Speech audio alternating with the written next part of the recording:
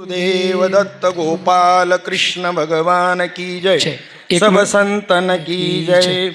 एकच सेकंद बोलतो फक्त. आपले जाधव सर या ना.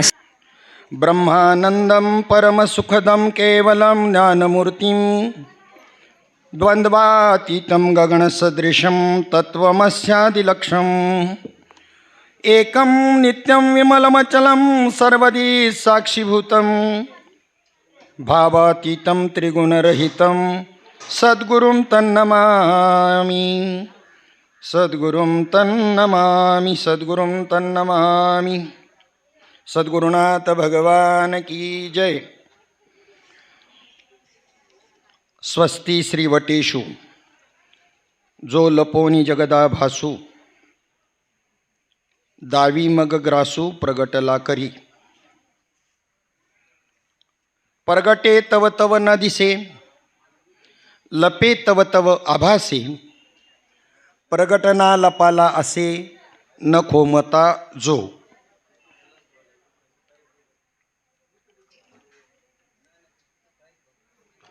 बहु जव जव होये तव तव काहीच नोहे, काही न होनी आहे अवघाची जो. ब्रह्मलीन संत श्रीपाद बाबा, ब्रह्मलीन संत रामदास बाबा यांच्या चरणांचा आश्रय करून श्रीपाद बाबा, रामदास बाबा पालखी सोहळ्याचे संस्थापक अध्यक्ष आनंदभूषण गुरुवर्य हरिभक्तीपराय गोविंद गाडगे बाबा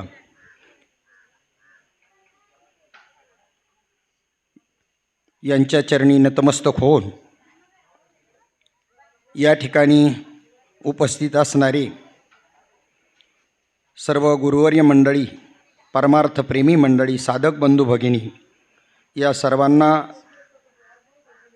साष्टांग प्रणिपात करून चांगदेव 65 चिंतनाकरता आपल्याला मिळालेल्या वेळेमध्ये चिंतन करण्याचा प्रयत्न करूया.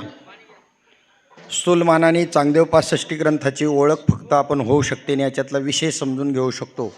याच्यापेक्षा न बोलता काही गोष्टी करा.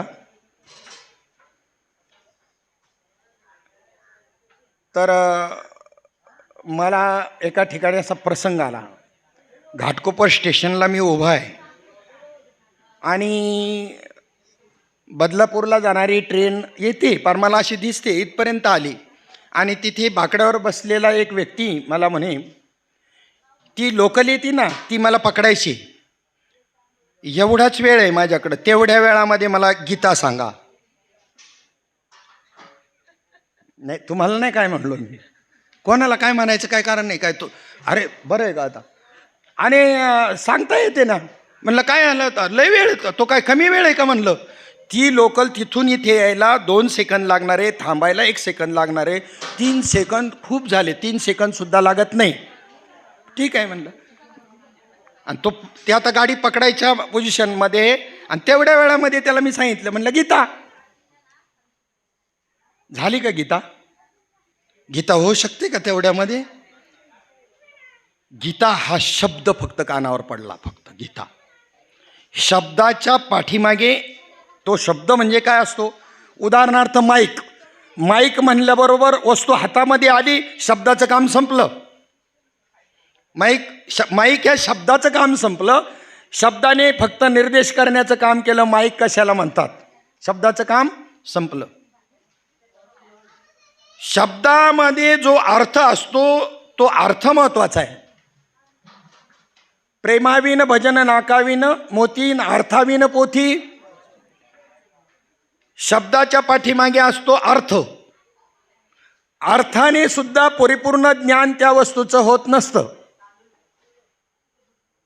अर्थ एक श्रीधर स्वामी म्हणून जे भागवताचार्य विश्वप्रसिद्ध होऊन गेले, आता नाहीत ते, समाधी आहे त्यांची नाझरेला. विद्वत्तेचा तोड नाही. आदि शंकराचार्यांनी इतकी विद्वत्ता, मागच्या शतकातलेच, त्यांचं लांबचं नाही, 19व्या शतकातलं आहे. जे त्याच्यातले तज्ज्ञ आहेत, पंडित आहेत, विद्वान आहेत, त्यांच्या इतका विद्वान कोणी नाही. एक शब्दावरती कोठी करत असताना 100 प्रकारे अर्थ काढणं म्हणजे तुम्हाला पटल का हे 100 अर्थ काढणं? 100 अर्थ म्हणजे मला कशा करता उदाहरणाला ते घ्यायचे श्रीधर स्वामी, की तुम्हाला त्या शब्दाचं काय झालं, शब्दाचं अर्थ कळला म्हणजे यथार्थ वस्तू कळली असं नाही, तर त्याचं पूर्ण ज्ञान होणं गरजेचं आहे. पहिल्यांदा शब्द, शब्दाच्या पुढे त्याचा अर्थ, अर्थाच्या पुढे त्याचं ज्ञान. आणि ज्ञानामध्ये सुद्धा ज्ञान म्हणजे यथार्थ नाही, ते बी ज्ञान यथार्थ आहे पण वृत्तीरूप असल्यामुळं वृत्तीरूप ज्ञान संतांना मान्य नाही. वृत्तीरूपाने झालेलं ब्रह्मज्ञान सुद्धा विषयामध्ये मोडतं. विषय केलं ना त्याला, काय केलं त्याला तुम्ही, काय केलं वृत्तीने, काय केला. आणि परमात्मा विषय होऊ शकतो का? तुम्ही म्हणाल का होत नाही, आम्ही पाठांतर केलं, कीर्तन प्रवचन करतो, मग परमात्मा आमचा विषय झाला. नाही नाही नाही नाही, किती अल्पांशाने झाला तुमचा विषय. वाङ्मय केवढं, भगवंताचं स्वरूप केवढं, आणि तुम्हाला त्याचं झालेलं ज्ञान केवढं सक. पण आनंदामध्ये मात्र कमतरता नाही. आनंद तेवढाच, अपरोक्षपणेला आलेला आनंद, जे आनंद हे ब्रह्माचं स्वरूप आहे. पण आनंदात काही फरक नाही. एक खडा गोळ्याचा खाल्ला आणि एक डेप खाल्ली, आनंद गोडीमध्ये फरक नाही. म्हणजे मला हे सांगायचं की वृत्तीमध्ये ज्ञान आल्यानंतर काय होतं, वृत्तीरूप ज्ञान राहू नये म्हणून त्या ठिकाणी संतांनी आपल्याला प्रबोध दिला. अजून प्रबोध, चांगदेव 65चा अधिकारी आहे, प्रबोध झालेला साधक. बऱ्याच वेळेला मी सांगत असतो की वक्त्यांनी आता काय सांगायचं हे वक्त्याला कळलं पाहिजे. जे आत्मसाक्षात्कार प्राप्त साधक आहेत त्यांना कीर्तनातून नरदेयाचे धडे सांगून, नरदेयाचं महत्त्व सांगून फुकट 2 तास का घालवता? हे कोणाला सांगा नरदेयाचं महत्त्व. गेले 2 तास तुमचे फुकट. कारणी लावायला शिका ना वेळ. चुकीचं करताय असं मी चूक बरोबर निवाडा करत नाही, मी तुम्हाला सूक्ष्मतेकडे घेऊन जातोय. त्याचा निषेध करून जमणार नाही, कारण कुठेतरी ते साधन वापरावं लागणार आहे. ज्यांना कळलं नाही नरदेयाचं महत्त्व, तिथे परत ते लागेल का नाही सांगायला. म्हणजे खंडन कसं करेल मी. पिशवीवर पाणी आहेत, पिठरच्या पिशवीमध्ये पिशवीभर पाणी आहेत. हेल्परला सांगितलं 52 नंबरचं पान आण, तेवढं काम केलं आणि दिलं फेकून. याच्यातच गंती होती बऱ्याच जणांची. सोपे नाही, किती महाग आहेत ते. मग जिथं उपयोग झाला आणि दिला फेकून, झाला उपयोग दिला फेकून, असं करतो का परत पिशवीत ठेवतो. तसं तेवढा विवेकता असायला पाहिजे ना, की नरदेयाचं महत्त्व खंडन करून जमणार नाही. अन्य ठिकाणी गेल्यानंतर जिथे त्यांना स्वरूपाकडे नेण्याची वाटचाल करायची, त्यांना सांगावं लागेल ना नरदेयाचं महत्त्व. तुम्हाला गरज आहे का आता? तरी बी बाबांच्या भाषेत एखादा नौखा कोणीतरी आला असन तर सांगावं का. मग 2 तास नरदेयाचं महत्त्व सांगून बाकीच्यांच्या वाट्याला काय आलं त्याला सांगायला पाहिजे. अर्धा तास वापर त्याच्यातला. एखादा आला असन तरी सांगायला पाहिजे, यात वाद नाही. पण विवेक तयार करून घ्या. विवेक तयार झाल्यावर त्याचं बरोबर ते हे करील. वेळ त्या प्रत्येक किती वेळामध्ये किती मांडायचं, कोणतं गरजेचं आहे, कोणतं विस्तारित मांडायचं, कोणतं थोड्यात मांडायचं, हे त्याला विवेकाने घडतं. हे विवेक निर्माण होत नाही, ही संतांची खंत आहे. दोन्ही बाबा सांगायचे. भाव तयार झाला पण विवेकाकडं वाटचाल होत नाही. अखंडतेकडं घेऊन जाणारी जर कोणती गोष्ट असेल तर विवेकच आहे. अखंड हे क्रियेने कधी होऊ शकत नाही. कोण असा आहे की अखंड 24 तासामध्ये 21,600 जप बसल्यानंतर एकही सेकंद वाया न घालवता आणि एकही विचार कोणता बाहेरचा येऊ न देता साधना करील. योग्यात कोणी नाही तर बाकीच्या साधनेत तर कोण बसल. योगी ज्याला म्हणतो ना आपण, तो नाही. याचाच अर्थ परमार्थ क्रियेचा काही स्टेपपर्यंत आहे आणि तिथून पुढचा परमार्थ क्रियेमधला नाही, जपाचा नाही. तिथून पुढचा परमार्थ विचाराचा आहे. म्हणून वेदांत वाक्यच सांगितलं, चांगला विचार केला तर. कळलं वेदांत वाक्य मग आपल्याला. परमार्थ विचाराचा आहे का क्रियेचा आहे. क्रियेचा कशा करता आहे, अनुभवा करता क्रियेचा आहे. दोन्हीचे सांगण नीट बसून घ्या. अनुभव नसेल तर किती विद्वत्ता. संपूर्ण शास्त्र मुखोद्गत आहेत, वेद मुखोद्गत आहे, परंतु त्याचा अनुभव नाही. त्याला काय नाव दिलं शास्त्रामध्ये त्या अनुभवाला, त्या ज्ञानाला काय, कोणतं ज्ञान म्हटलं? हा, परोक्ष ज्ञान. शब्दज्ञान परोक्ष ज्ञान दोन्ही शब्द, वा बरोबर. शब्दज्ञान म्हणजेच परोक्ष ज्ञान. आणि त्याचा अनुभव आहे त्याला काय शब्द, त्या नाव दिलं त्या शब्दाला अपरोक्ष ज्ञान. नाही, अपरोक्ष ज्ञान. शब्द आणि परोक्ष दोन्ही एकच आलं. परोक्ष ज्ञान, अपरोक्ष ज्ञान. अपरोक्ष ज्ञानामध्ये अनुभूती येते, अनुभव येतो. हा, तर्की अति गाडा, व्याकरणी चोखडा, परी आत्मज्ञानी पुढा जात्यंदू तो. विना परोक्ष ज्ञानम ब्रह्मशब्दैर न मुच्यते. अपरोक्ष ज्ञान झाल्याशिवाय ब्रह्माचा अनुभव, ब्रह्मस्थिती प्राप्त होणार नाही. ब्रह्माचा अनुभव म्हणणं सुद्धा चुकीचं ठरेल. ब्रह्माचा अनुभव येऊ शकतो काय? हो, येऊ बी शकतो. आणि ब्रह्माचा अनुभव येऊच शकत नाही. येऊ शकतो ही कोणाच्या भूमिकेने? मुमुक्षुत्वाच्या, साधकाच्या. आणि सिद्ध भूमिकेवरती गेल्यानंतर काय शब्दप्रयोग आहे माहिती का? ज्याचा अनुभव घ्यायचा ते तुमच्यापेक्षा छोटं पाहिजे ना, अनुभव घेणारा त्याच्यापेक्षा मोठा पाहिजे, तर म्हणायचा अनुभव येतो. आता हे पुढच्या वर्गातलं सांगितलं बरं का, मग अशीच सांगितलं 52 नंबरचा पाना फेकून द्यायचा नाही, लागणार आहे. तशा पद्धतीतलं विचारधारा चाललेली आपली, विषय चाललेला आहे. खंडन मंडन म्हणून ऐकू नका. जिथं जे लागेल तिथं भूमिकेनुसार तुम्हाला ते स्वीकारावं लागेल. आता अपरोक्ष ज्ञान, दृढ निश्चय, बुद्धिनिश्चय आत्मज्ञान या ओळीवरती जर आपल्याला जायचं आहे, बुद्धिनिश्चय आत्मज्ञान या ओळीवरती जर जायचं आहे, अपरोक्ष अनुभव आपल्याला आला, परंतु अपरोक्षानंतर बी पुढे एक प्रकार पडतो, तो दृढ अपरोक्ष ज्ञान. एक अदृढ बी म्हणता येईल. अदृढ म्हणजे कसं? निश्चय नाही, अनुभव आलाय तरी पण निश्चय. जग आपल्याला सत्य वाटतंय का मिथ्या वाटतंय? बोला, कसं आहे जग? कसं आहे तुम्हाला कसं वाटतंय आपण नंतर बघू. जग कसं आहे, मिथ्या आहे का सत्य आहे? नाही नाही, आहे कसं, कसं वाटतंय हे मी शब्द मागे घेतला माझा. कसं आहे जग? मिथ्या. तुम्ही नका बोलू. जग सत्य आहे का मिथ्या आहे? बोला ना. काय ते काय आपण संवादात, हे ग्रंथ संवादाचेच आहेत बरं का. हे एकाने सांगायचं आणि बाकीच्यांनी ऐकायचं, ह्याच्यातले ग्रंथ नाही, ते संवादात्मक ग्रंथ आहे ते. आणि तसं तर सगळेच ज्ञानाचे आध्यात्मिक ग्रंथ संवादात्मक आहेत. भगवद्गीतेमध्ये काय संवाद आहे. तुमचं श्रीमद भागवत काय संवाद आहे. बरं, तो संवाद त्या दोघांमध्ये असं नाही. मग ते होऊन गेले आणि त्यांचं कामही झालं ना, आपण कायला बसलोय पंक्ती जोडायला. अर्जुनाचे निव्यादे गीता प्रकाशोनी श्रीराजे, संसारा एवढे थोर ओझे फेडिले. आमच्या गरजेचं, आपल्या तुमच्या माझ्या सगळ्यांच्या गरजेचं, ही गरज त्रिकालामध्ये तिन्ही काळामध्ये गृहीत धरून देवाने संतांनी अवतार घेतले आणि सांगितलं. निमित्त कोणाला तरी एकाला केलं, निमित्त कोणाला तरी एकाला केलं यांनी. आनंदोत्सव सोहळा कोणाला? एकच वर्ष पायीवारीमध्ये आपल्याबरोबर आले नाना पुंडलिक. कोणतरी काल म्हणलं, आता कुंडलिक नाही म्हणायचं, आता कुंडलिकाचा पुंडलिक झाला. पुंडलिक नाना सदाकाळ आपल्याबरोबर आले. पुंडलिक तुम्ही सांगितलं. हां, कुंडलिक काय बरोबर नाही, पाहते ठीक आहे, आई वडिलांनी प्रेमाने ठेवलं होतं, ठीक आहे. त्यावेळेस तशी नावं त्यांच्या पुढं नव्हती हो. दगडन धोंड सोडून यांच्या पुढं काहीच नव्हतं, म्हणून दगड्या धोंड्यान धोंडीन दगडी, त्याची चूक नाही. आता भटवाडीमध्ये मी विचारलं कुठे गेलं का, काय मुलीचं नाव ठेवलं? म्हणले स्वरा.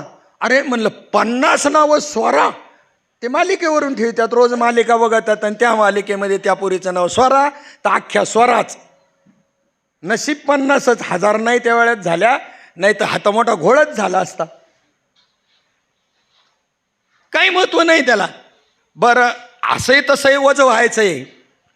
एक 5 किलोमीटर तुम्हाला वजं व्हायला सांगितलं. माऊली म्हणले काय वाहून न्यावा? दगड न्यावा 5 किलोचा, का निदान भाकरी वाहून न्यावा 5 किलोच्या? आणि इथून तिथं गेल्यानंतर तिथं सोडून खाता येतील आणि तेवढ्या याच्यावर पुन्हा इथपर्यंत चालत येईन, एवढं तर बुद्धी चालावी, याला विवेक म्हणतात. 5 किलो न्यायचंय, काही न्या सांगितलं समोरच्या स्पर्धकांना, मान्यवरांनी सांगितलं. मग भाकरीचं गठोडे नेलेलं फायद्याचं आहे का दगडी नेल्याच्या फायद्याचे? याला विवेक म्हणतात. मग आता हे जगत जे आहे, जगत कसं आहे? मिथ्या आहे.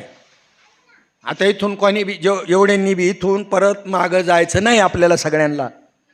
हे बघा, हा बाबा आणलाय ना मी, ह्या बाबाच्या बरोबर आपल्याला सगळ्यांना जायचं ऋषिकेशला. तिकडे परत काही नाही बरं का, अलग लक्षात. पाठीमागे सगळे बसलेले. तुम्ही म्हणलेत जगत मिथ्या आहे म्हणून म्हणलो, बाकीचं माझ्या काही डोक्यात नव्हतं. तुमच्याबरोबर मी बी येईन, बरोबर ना? हॉटेलचं कसं काय करायचं बघा. मिथ्या म्हणले ना तुम्ही, तर काय नाही, मिथ्यापणा फक्त लक्षात घ्यायचं का काय सोडायचं आहे, सांडायचं आहे, मांडायचं आहे का, याच्यातच मेले बरेचसे सांडी मांडी करण्यामध्ये. अजिबात नाही. याला चांगदेव 65 म्हणतात. आहे काय दुसरं काय? एवढं बर्डन घेऊ नका. चांगदेव 65, चांगदेव 65तले 4-2 विचार सांगितले का झाली चांगदेव 65.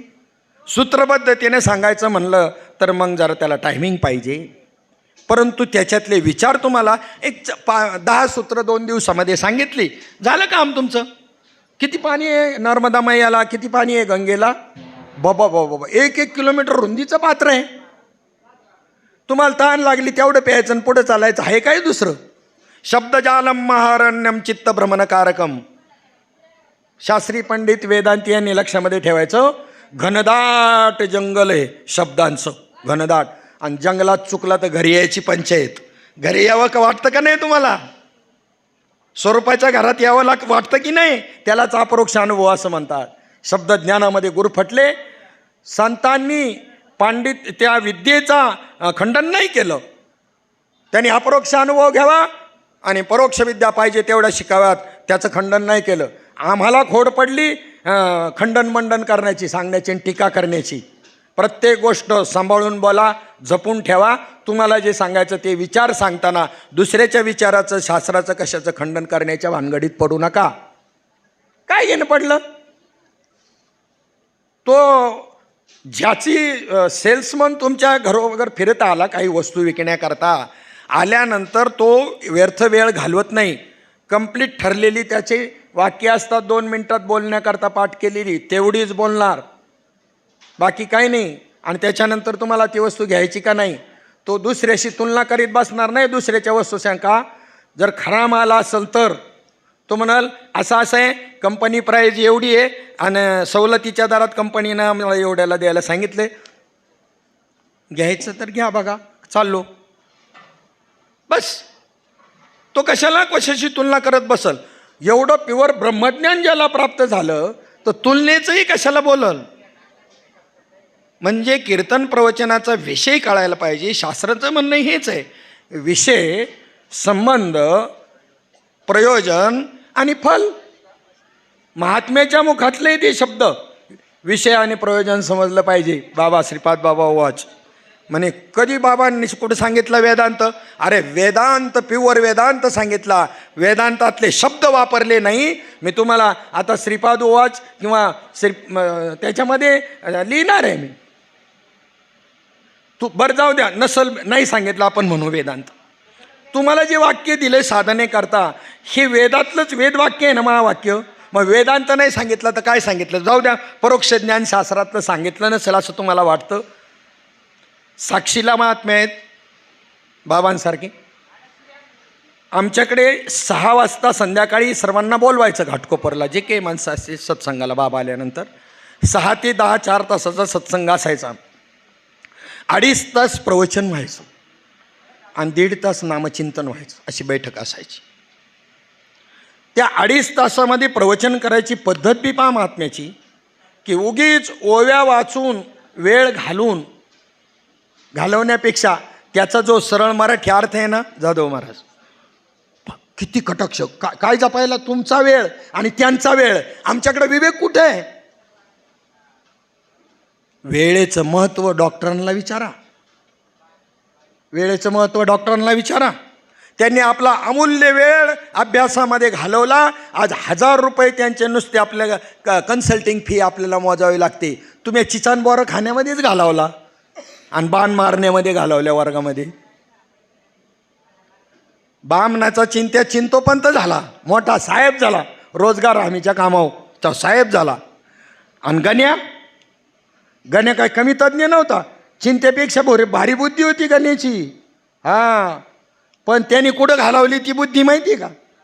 चिंत्या एवढा, हा गण्या एवढा तज्ज्ञ होता ना, पोरांनी एखाद्या वेळेला जर त्याला चिचा किंवा जर आवळं किंवा बोरं जर दिली तर बसल्या जाग्यावर गण्या सांगन हे कोणत्या झाडाची आहेत आणि कोणत्या चिचची आहेत. तज्ज्ञ नव्हता का गण्या? पण त्यांनी बुद्धी कुठं वापरली? चिचन बोरांमध्ये वापरली.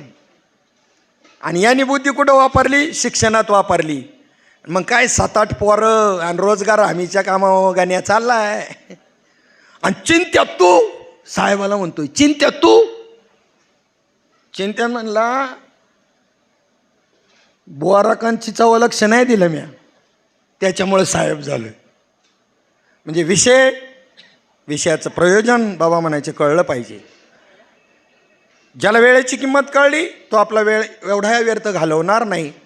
ग्रंथ कोणते वाचन करताना सुद्धा याला सुद्धा शास्त्र आहे. खाण्याचं सुद्धा शास्त्र आहे. सात्विक आहार करावा. आणि हे बी खाणंच आहे, एक प्रकारचं हे खाणं आहे, खाद्य आहे, साधनेतलं खाद्य आहे. आणि हे खाद्य ग्रहण करत असताना सुद्धा कोणत्या पद्धतीतलं करावं तर म्हणे त्या ग्रंथाचा विषय पहिला समजून घ्या काय आहे. विषय झाल्यानंतर त्याचा संबंध समजून घ्या.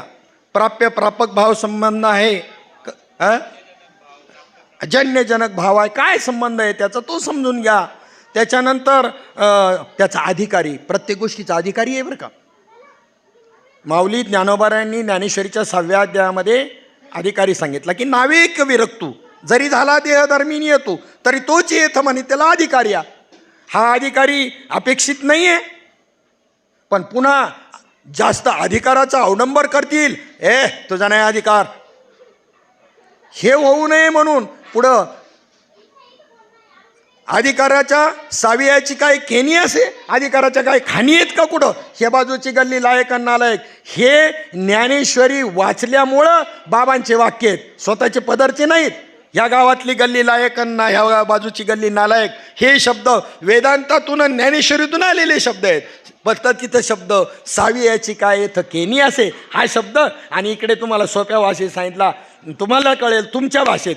तुमची अधोगती तुम्हाला, त्यांची अधोगती नाही, त्यांची तर भाषा लय उच्च आहे. ते आपल्याला जतन करता नाही आली बाबांची कॅसेट. अरे कोण ब्राह्मण बोलतोय असं वाटेल तुम्हाला. पुन्हा गेलीच ती आमच्या ह्याच्या दंगलीच्या टायमिंगला त्या आपण कॅसेट सगळ्या बाबांच्या खूप कॅसेट होत्या आपल्याकडं, दोन्ही बाबांच्या. सोनीच्या कॅसेट त्यावेळेच्या 75 रुपयाच्या आम्ही कीर्तन प्रवचन सगळी केलेली होती. आणि काय दुर्दैव आमचं, तुमचं बी म्हणू आपण त्याच्याबरोबर. आणि ते त्या ठिकाणी त्या दंगलीच्या ह्याच्यात ते दुकान पेटवलं गेलं, मुस्लिमाचं दुकान होतं. आणि जवळजवळ 50-60 कॅसेट बाबा त्याच्यामध्ये गेल्या.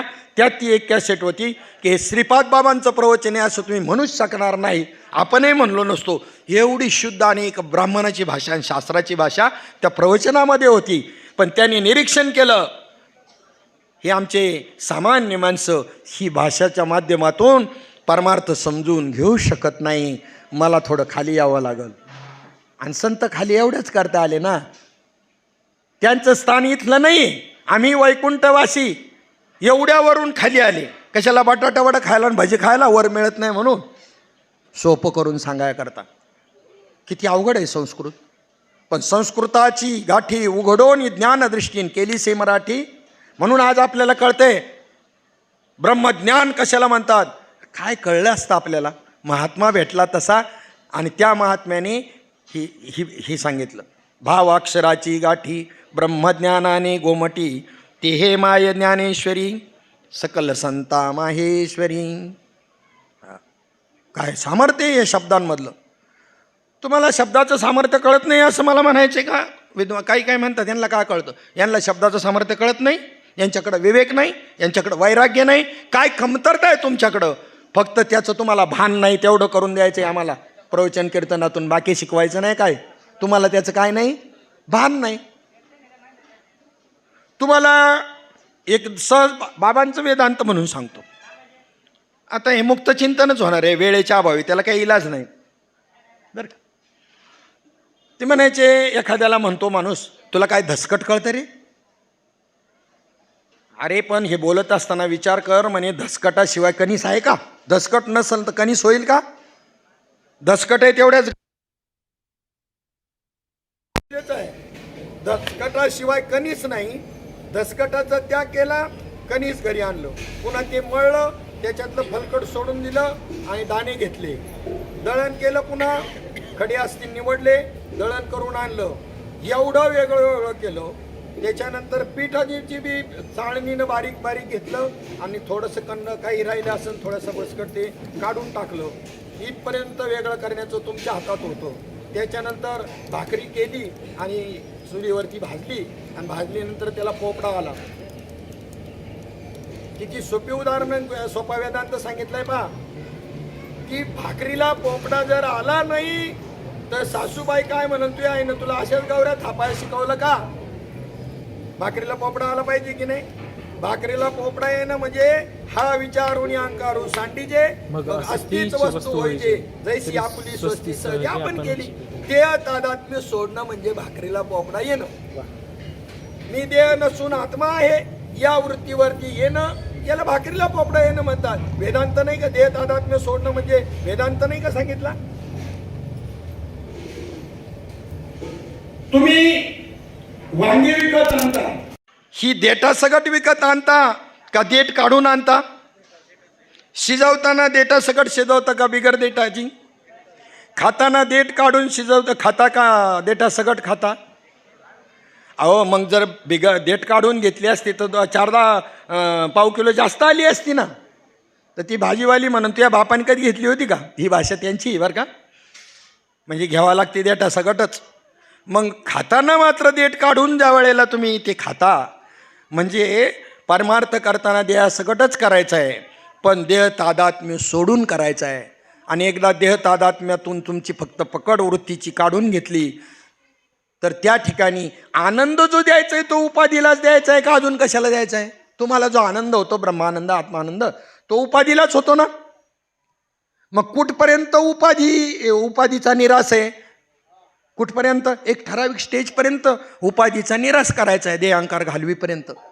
आणि त्याच्यानंतर मग अन्वय करायचा आहे. पहिल्यांदा व्यतिरेक आणि अन्वय हे 2 शास्त्रातले शब्द आहेत विचारसागरमधले. व्यतिरेक म्हणजे ह्या गोष्टीचं महत्त्व सांगत असताना आणि ही गोष्ट पटवून देत असताना आजूबाजूला असलेल्या गोष्टींची व्यावृत्ती करणं याला व्यतिरेक म्हणतात.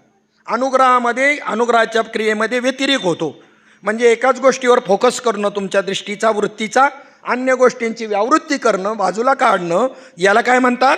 व्यतिरेक म्हणतात. व्यतिरेकाशिवाय अनुभव येऊ शकतो काय?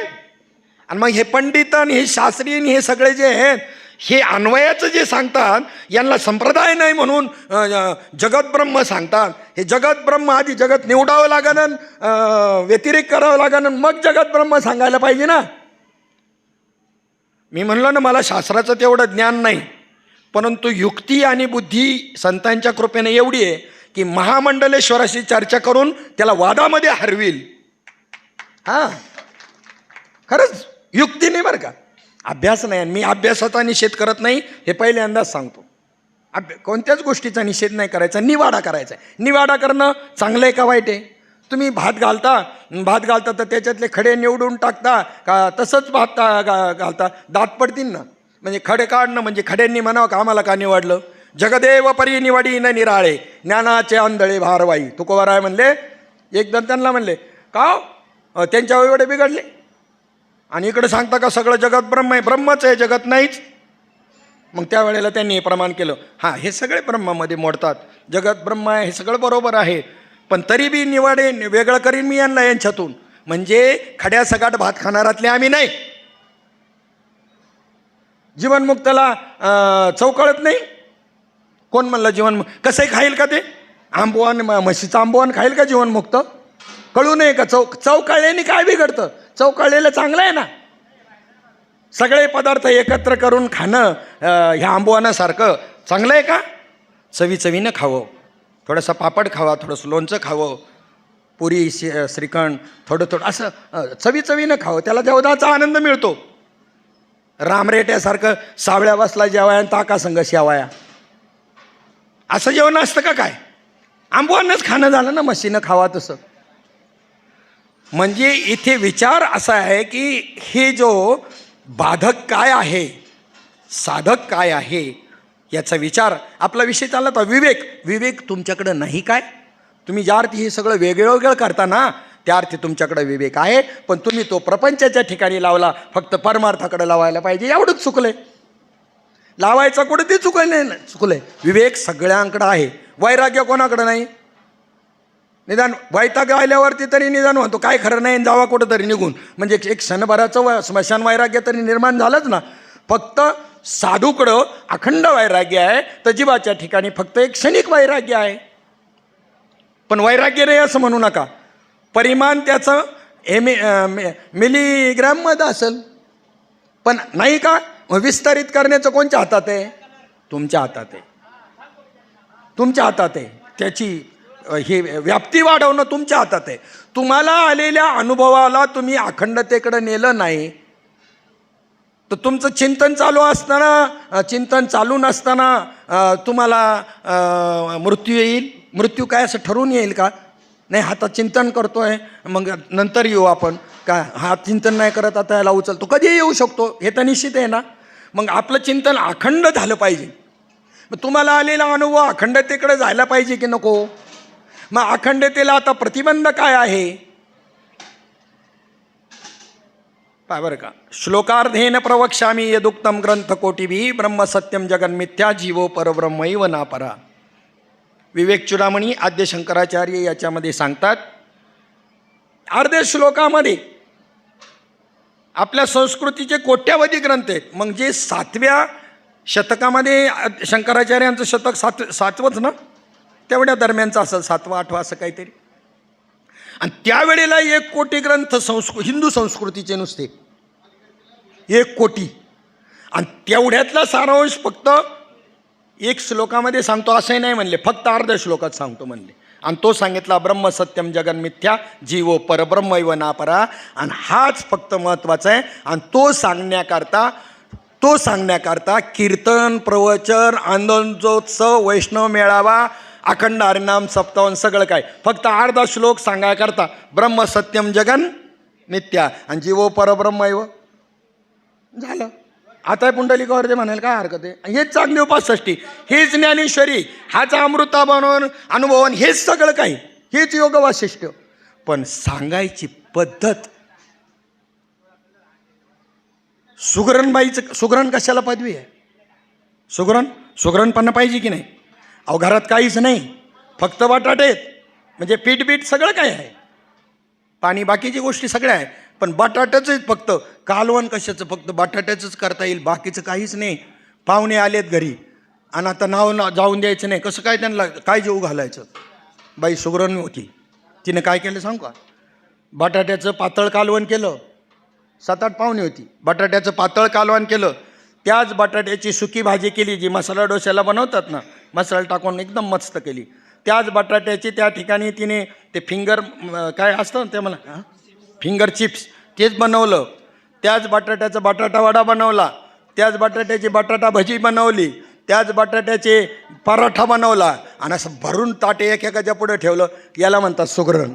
हे काय विद्वत्तेचं ज्ञान नाही, अनुभव घेतलेली माणसं आपले शास्त्र सांगतायत. आणि ज्यांना ते जमत नाही ते म्हणतात बाबांनी काय हे सांगितलं का? तुला जमत असतं ना तर तू तेच सांगितलं असतं. पण कोल्याला द्राक्ष आंबट याने ते टीका करते. संतांनी विद्वत्तेवर टीका का केली? जर अपरोक्ष अनुभव नसेल आणि नुसती विद्वत्ता असेल तर टीका केली आणि निषेध केला. पण तुम्हाला जर यांना जर जमतंय, शास्त्र जमतंय, सांगितलं तर बिघडलं कुठं? पण याचं डोकं पोचत नाही, याचं महत्त्व कमी होतंय. यांना अधिकारी, यांना साधक म्हणता तुम्ही? प्रपंचिक बरी परवडले, चांगली बुद्धी आहे त्यांची. मग आता ब्रह्म सत्यम जगन मिथ्या याच्यातल्या एका पदाचा अनुभव संतांच्या कृपेने घेतलाय आपण. ब्रह्म सत्यम अपरोक्ष घेतलाय. देवच झाले तुम्ही, देव झाले नाही, देवच होता. जेने भ्रांतीपासून हिरतले गुरुवाक्य मन धुतले, मग आत्मस्वरूपी घातले हरवून या. भ्रम घालवायचा आहे. आणि विहिरीला पाणी लागले, पाहुणे पेढे घ्या. पा वेदांत कसा आहे बाबांचा.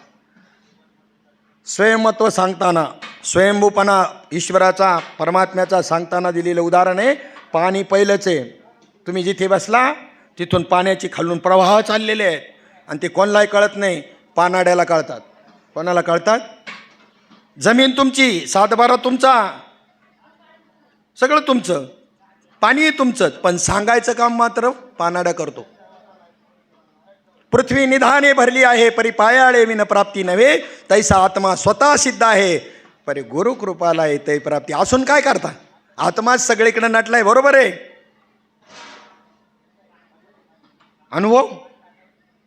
अनुभव पाहिजे ना. तुका म्हणे येथे अनुभव प्रमाण शब्दाचे गौरव कामा नये. परंतु ज्याने अनुभव घेतला आणि त्याने शास्त्र सांगितलं आणि त्याचा जर कोणी निषेध करत असेल तर समजून जायचं याला हे जमत नाही आणि याचं डोकं पोचत नाही, ह्यांच्याकडे लक्षच द्यायचं नाही. अननुभवी असेल, अपरोक्ष अनुभव नसेल तर त्याला सुद्धा युक्तीनं आणा इकडे, नाही तर जाऊ द्या, नसं यायचं त्याला समजून घ्यायचं. तर याला बी विवेक लागतो हे कळायला. आपला विषय चालला होता विवेक प्रत्येकाच्या ठिकाणी, वैराग्य प्रत्येकाच्या ठिकाणी. त्याचं परिमाण मात्र छोटे, त्याची व्याप्ती वाढवायची आहे. अनुभव आला आणि तो जर व्यापक नाही झाला तर एकदेशी जर राहिला तर तेही योग्य नाही. वृत्तीला आलेला अनुभव ब्रह्मानुभूती आहे. तुम्हाला महात्म्याने ब्रह्मानुभूती आणून दिलेली आहे, परंतु वृत्तीत आलं परिणाम माऊलींच्या एका ओवीमध्ये सांगतो. परिणाम काय? अगा गंगोदक जरी झाले परी मध्य भांडा आले. गंगेचं पवित्र पाणी आहे. इंग्लंडला बोटीने न्यायचे, 6 महिने बोटीला लागायचे. गंगेचं पाणी किती पवित्र आहे ते फॉरेनवाल्यांना कळलं तेव्हा की पाण्यामध्ये एवढासाही विकार निर्माण होत नव्हता 6 महिने. कोणताच जीवजंतूचा, कोणताच, किती पवित्र आहे. पण ते जर बाटलीमध्ये दारूच्या आलं, सीमित आले ना, बॉटल काय झाली? सीमित आली आहे, गंगोदकच आहे, पण आता सीमित आणि ते दारूच्या बॉटलमध्ये आलं तर त्याची पवित्रता. आणि समुद्रामध्ये 1 बॉटल भर दारू पडली, काय फरक पडल? गंगेमध्ये 1 बॉटल भर दारू पडली, काय फरक पडल? म्हणजे एकदेशीपणामध्ये विकार आहे. एकदेशी ब्रह्मज्ञान अनुभवाला आलं, ब्रह्मविकारी नाही, वृत्तीविकारी आहे, बाधक ठरेल. आणि जर अन्वय व्यतिरेक झाला नसेल तर सगळं जगत ब्रह्मरूपाने स्वीकारील, आसक्तीने स्वीकारील, मोहाने स्वीकारील, विषयाच्या लालसेने स्वीकारील आणि धडकन दगडावर जाऊन आपटून मरल. म्हणून व्यतिरेक केला. धनधारा पुत्र जन बंधू सोय रे पिशून, सर्व मिथ्या हे जाणून शरणरी घा देवासी. अरे एकीकडे सांगता ओतप्रोत ब्रह्म भरलेलं आहे आणि इथे सांगता का यांना मिथ्या समजा. नाही, हे ब्रह्म नाही, हे ब्रह्म नाही का? असं प्रश्न पडले का कधी? वाचताना असं एखादं वाक्य आलं तरी तिथे त्याला श्रवणाचं मनन झालं पाहिजे, असा प्रश्न पडला पाहिजे. प्रश्न दोघांना पडत नाहीत. गुरुजींनीच म्हटले, चला अनाग्रहपाठ दाखवा. तुम्हाला काल ग्रहपाठ दिला होता, दाखवा. बिनचूक कोणी केला त्यांनी, बाकीच्यांनी येऊच नका. बिनचूकला 2च बोटं वर झाली 2 विद्यार्थ्यांची. पहिला आला सर, पाहिलं सरांनी, वाह सुंदर, 100, एकही चूक नाही, बिनचूक. चला तुम्ही बोट वरती केलं होतं, या इकडे आणा तुमचा ग्रहपाठ. तुम्ही बिनचूक केला? म्हणलं हां. मग दाखवा ना. नाही म्हणलं मी केलाच नाही. म्हणजे यांनी हा बिनचूक होता, केला नाही म्हणून बिनचूक, आणि यांनी केला म्हणून बिनचूक. या दोघांची तुलना होईल? यांनी केलाच नाही, अभ्यासच केला नाही म्हणून बिनचूक. आता ह्याला बिनचूक. शाळेमध्ये जावं, शाळा शिकावी, आणि शाळा पूर्ण झाली. 10वीपर्यंत शाळा होती, 10वी पूर्ण झाली, सर्टिफिकेट मागून घेतलं, उच्च शिक्षणाला पुढे जायचं आहे ज्युनियर कॉलेजला, आणि म्हणून शाळा सोडली त्यांनी. लोकांना सांगायला लागला आता सोडली मी शाळा. यांनी शाळा सोडली हे वाक्य याला शोभन. आणि एक पोर गोरांक जात होतं, कधी गेलंच नाही शाळेत, तो म्हणला मी शाळा सोडली. काय म्हणलं ते? आता हे शोभनीय काय हो? यांनी म्हणणं मी शाळा सोडली, हे याचं म्हणणं शोभनीय का? हा गेला होता कवा तर यांनी शाळा सोडली. आणि हे म्हणतात नको ब्रह्मज्ञान आत्मस्थिती भाव. शाळेत जाऊन शाळा सोडावी लागत. ही ब्रह्मज्ञान प्राप्त करून नको ब्रह्मज्ञान म्हणावं लागतं. आत्मस्थिती प्राप्त करून म्हणावं लागतं नको ब्रह्मज्ञान आत्मस्थिती भाव. याला काय म्हणतात? विवेक. इकडं प्रपंचाक वापरला. विवेक होता पण प्रपंचाकडे वापरला. झालं विवेक झालं, वैराग्य झालं. तिसरं समाधी षटक. चांगदेव 65चा अधिकारी चाललाय बरं का. चांगदेव 65चा अधिकारी चाललेला आहे. अधिकाराचे ओढवे बिन काय सिद्धी जाय माऊली म्हणतात. अधिकार नसेल तर सिद्धी प्राप्त होईल का? कोणता आहे बी वेगवेगळे अधिकार असतील, प्रत्येक क्षेत्राचे वेगवेगळे अधिकार असतील, प्रत्येक क्षेत्रातले वेगवेगळे असतील, पण त्याचा तो अधिकारी प्रत्येक गोष्टीचा प्रत्येक जण आहे. मतदानाचा अधिकार सगळ्यांना आहे की नाही? सगळ्यांना आहे ना. आणि मग मतदानाचा अधिकार सगळ्यांना आहे, पण बजावला तर तो अधिकारी ठरेल. पंतप्रधान होण्याचा अधिकार सगळ्यांना आहे. राष्ट्रपती होण्याचा जो मतदाता आहे तो प्रत्येकजण उभा राहू शकतो. त्या पदाचा प्रत्येकजण अधिकारी आहे. पण पद प्राप्त करून अधिकारी व्हायचं का प्राप्त न करता? शाळेत गेलाच नाही आणि मी शाळा सोडली, याच्यापेक्षा कोणतं पद मोठं आहे? आयुष्याच्या साधने सच्चिदानंद पदवी घेणे किंवा मनुष्य देहाचे ज्ञाने सच्चिदानंद पदवी घेणे, एवढा अधिकार नारायणे. आणि भांबावली काय साध्य करणार हे 108 पदव्या घेऊन? सद्गुरूंनी तुम्हाला सच्चिदानंद पदावरती एवढ्या मोठ्या पदवीवर बसवलं आणि ह्या पदव्या अशा बाजारामध्ये आहे ना, अशा भुसार भावात मिळतात. आता आलाय वैष्णव मेळा, आपलं कुंभमेळा अजून 2 वर्षांनी आहे. आपला लागलाय वशिला तिथे. 5 लाख रुपये महामंडलेश्वर पदाला. कोणाला नावं द्या मला आणि 5 लाख रुपये डिपॉझिट करा. सचिन बाबांकडं तुमच्याकडं राहू द्या, नंतर आपण बघू. हां काय म्हणजे क्यू वाटते की. आणि जनता कसं त्यांचं काही चुकच नाही, त्यांचं काहीच चूक नाही. अक्षरशः वाटल्या जातात ह्या डिग्र्या फक्त पैसे घेऊन. सद्गुरूनं काय केले? हा सद्गुरू त्या तत्वाला सहन होईल का? हो हे सहन होईल? थोडासा बारीक विचार करा. हे सामान्य, याच्यापेक्षा मोठं पद कोणतं आहे? सच्चिदानंद पदापेक्षा कोणतं मोठं पद आहे? जाऊ द्या, साधारण एक स्वरूपाचा अनुभव तुम्हाला एक क्षणाकरता का होईना आला. ज्याला अनुभव आला त्याला जर म्हणलं ना, तुम्हाला राष्ट्रपती बनवतो देशाचा, ही माळ काढून टाका. तो म्हणे चक्रवर्ती सम्राट संपूर्ण पृथ्वीचा मला बनवलं तरी नाही मी काढणार. त्याला कळलं त्याचं महत्त्व. मग सामान्य साधक असेल आणि हा पार किती पदव्या घेऊ द्या, याला कळलंच नाही. आणि यांच्या मागची गँगसुद्धा तशीच तयार होणार का अजून वेगळी होणार आहे बाबा? गँगमन जसा तशी गँगमन माहिती ना, गँगमन तशीच गँग माऊली. खंत वाटते. काही नाही, आपलं काही नुकसान नाही त्याच्यामध्ये. पण हा कळवळल्या पोटी बोलणे, कोणाची निंदा नाही, कोणाची स्तुती नाही. उलटं ज्या वेळेला आपण एखाद्या व्यक्तीला गृहीत धरून बोलत असतो ना, ह्यात म्हणजे आपलं नुकसान असतं. निंदा या अर्थाने जर माझं बोलणं जर असेल कोणाच्याही संबंधानं, तर त्याचं जे पुण्य आहे, ज्याची मी निंदा करतो त्याचं पाप मला लागतं. आणि त्याची स्तुती केली तर त्याचं पुण्य मला मिळतंय. घाट्यातला व्यवहार करणार आहेत का महाराज? मूर्ख नाही इथं बसलेला. मी एवढा घाट्यातला व्यवहार करीत? माझा उद्देश तो नाही. कोणाच्या याला धक्का लावणं सुद्धा नाही. पण सावधान करण्याकरता मात्र, बाकीच्यांना सावधान करण्याकरता, योग्य कंडिशन स्थितीवरती राहण्याकरता हे बोलावं लागतंय. याच्यापेक्षा दुसरा काही उद्देश नाही. ब्रह्मसत्यम अनुभवलं तुम्ही, अपरोक्ष अनुभवाने अनुभवलं, पण तुमचे रोजचं जे प्रारब्ध कर्माशी ज्याचा संबंध तुमच्या कर्माशी जगताशी येतो, ते जगत मिथ्या आहे हे आपण अनुभवलेलं नाही. मग कोणी अनुभवलं? सगळं सोडून देऊन हिमालयात गेलेल्यांनी अनुभवलं? ते बी नाही. खरंच मनापासून ही ओवी आपली सगळ्यांची पाठ आहे. हे मजचे स्तव झाले, म्या नाही केले नाही सेजेने जाणितले तो सुट लागा, किंवा मी आणि माझी आठवण विसरले दयाचे अंतकरण, पार्था तो संन्याशी जाण निरंतर. अंतकरणपूर्वक विचार करायचा आपण. आपल्याला लावून सांगायला सोपं असतं, आपल्याला लावून घ्यायचं बोलणाराने सुद्धा. तसं झालो का आपण?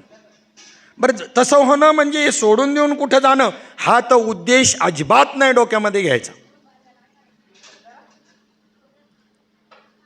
स्वयंभू मुनीचे प्रियव्रत आणि उत्तानपाद 2 पुत्र आहेत.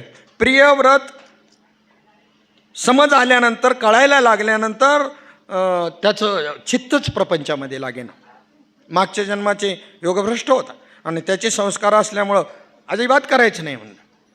ब्रह्मदेवाला म्हणजे आजोबाला येऊन त्याला समज द्यावी लागली, काळजी करू नकोस, कर्म केल्याने तू बंधनात पडणार नाही, त्याची जबाबदारी माझ्याकडं, मला सृष्टी निर्मितीचा आदेश आलेला आहे आणि त्यांच्याकरता तुमची निर्मिती मी केलेली आहे, तू बिंदास कर, त्याच्यात गुंतणार नाही याची काळजी माझ्याकडे आली. आणि त्याला प्रवृत्त केलं सृष्टी जनन प्रजननाकरता, उत्पत्ती करता. का? जर ब्रह्मदेव असं करतो तर ब्रह्मदेव विष्णू यांचे असा उद्देश असेल का ब्रह्मज्ञान झाल्यावर सगळ्यांनी हे सोडून देऊन हिमालयात जाणं? नक्कीच नसल, अजिबात नाही.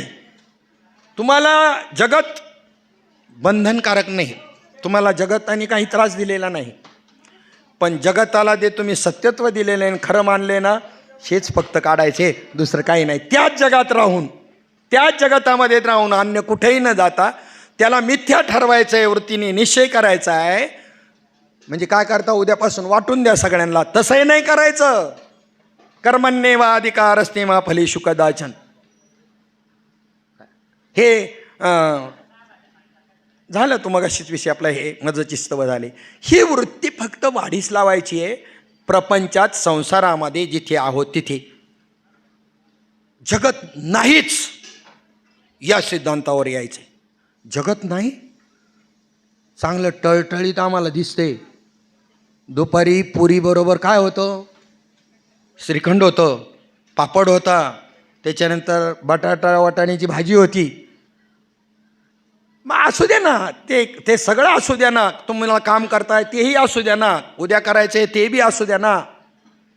जगत असण्यामध्ये काही बिघडलेलं नाही, पण जगताला सत्यत्वाची जी प्रतीती दिली खरं मानून आणि मानलेलं आहे, तोच इथे काय आहे प्रॉब्लेम आहे. आणि हे खरं कोणी मानलं आणि त्या दृष्टिकोनातून त्या ठिकाणी पहिली ओवी आली. पहिली ओवी आली चांगदेव 65ची. स्वस्ती श्री वटेषु जो लपोनी जगदा भासू, दावी मग ग्रासू प्रगटला करी. प्रश्न माऊली ज्ञानोबारायांना पडला नाही, काय लिहावं? पत्र लिहायचं आहे ना. चांगदेवाचा अधिकार सामान्य नाही बरं का. चांगदेव सामान्य आहे. चांगदेव आम्हाला काही उडवायचं जर असलं ना, काय त्याला टाईम लागतो, आम्ही चांगदेव उडवून अजून भले भले उडू, आपला अधिकार नसला तरी. चांगदेव बघा कसा आहे. या ठिकाणी जे नारायणडोह नावाचं गाव आहे, कोरेगाव नाही, कोपरगावच्या तिथे, आणि तिथे त्या ठिकाणी मुदोपंत कुलकर्णी नावाचे जे ग्रस्त होते आणि त्यांच्या पोटी हा चांगदेव अवताराला आलाय. 49 मरुद्गण आहे, त्यांची मरुद्गणांची कथा श्रीमद भागवतामध्ये आलेली आहे. कश्यप ऋषींच्या दिती आणि आदिती ह्या ज्या 2 पत्न्या आहेत, तर दितीच्या पोटी हे राक्षस निर्माण झाले. हिरण्याक्ष आणि हिरण्यकश्यपूचा वध केल्यानंतर सुडाने पेटली दिती. तिने तपश्चर्या केली. पती वैराग्य संपन्न आहेत, सिद्धींनी संपन्न आहेत. त्यांना म्हटले, ज्या इंद्राकरता हा सगळा व्याप झाला, त्या इंद्राला मारणारा पुत्र मला झाला पाहिजे, काहीतरी व्रत सांगा. आणि पुंसवन नावाचं व्रत कसं करायचं ते त्या ठिकाणी सांगितलं. आणि त्या व्रताच्या योगानं तिला गर्भ राहिला. आणि इंद्राला ज्या वेळेला हे कळलं, चोरूछिपी तो तिथे आला आणि त्या ठिकाणी त्या गर्भामध्ये योगमायेने प्रवेश करून त्याचे 7 तुकडे केले. अगोदर 7 तुकडे केले, नंतर प्रत्येकाचे 7 केले. असे 49 जीवदशा तयार झाल्या तिथे. 49. आणि ज्या वेळेला त्यांचं नाव मरुद्गण आहे आणि त्याच्यातला एक मरुद्गण चांगदेव आहे.